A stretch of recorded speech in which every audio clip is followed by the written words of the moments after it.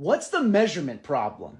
If I send an electron through a metal sheet with two holes in it, it interferes with itself as if it was a wave, like it goes through both holes at once and bounces off of itself and then lands in this kind of a distribution, just like if it was a wave of water rippling across. That's why the Schrodinger wave equation describes an electron. This could also happen for a photon as well, or any other quantum mechanical particle like a proton. But if I put a detector to interact with the electron before it goes through either slit or right after, it destroys the interference and I just get two nice little probability distributions on either side. Just like if it was a baseball or a normal object where it only goes through one hole. Why this happens is the measurement problem. What is a lattice? A lattice is the spacing between atomic positions of, say, molecules of carbon and other types of structures, generally in a solid, where the spacing is periodic. So we'll have a lattice site where we have an atom of, say, a carbon, and then we go another distance and we have another atom. And the reason that these lattices are important is because a lot of quantum behavior that goes on with electrons is evident because of lattices. For example, we can prepare a lattice so that an electron can only go in one dimension. It can only hop along these different sites.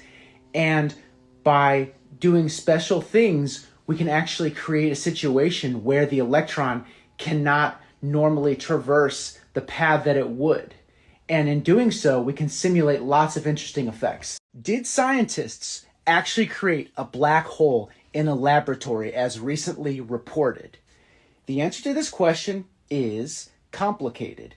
The truth is, no, they did not create an actual physical black hole. But what they did do is they simulated with electrons and the spacing of a lattice the one-way path that a particle that falls inside the Schwarzschild radius, remember that's the region where if it goes inside the black hole, it cannot return.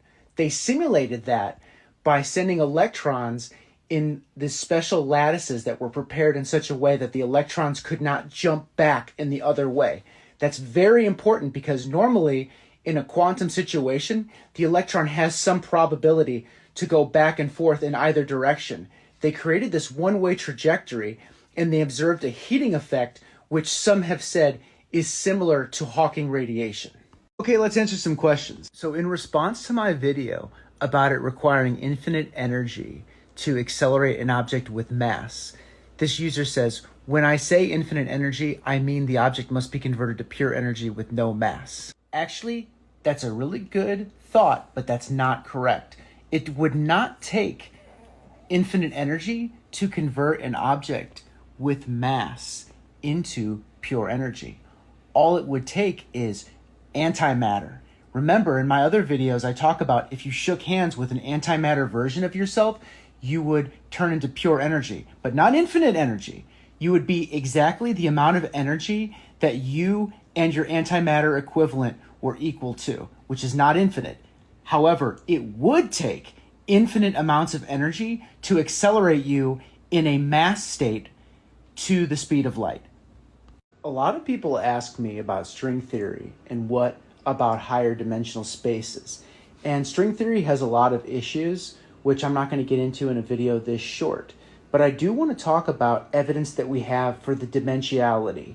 So first of all, we do have evidence that space is three-dimensional.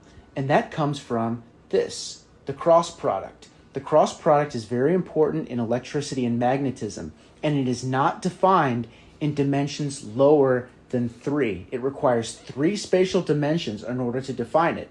So the fact that the cross product exists physically is very strong evidence that we do in fact have 3 spatial dimensions.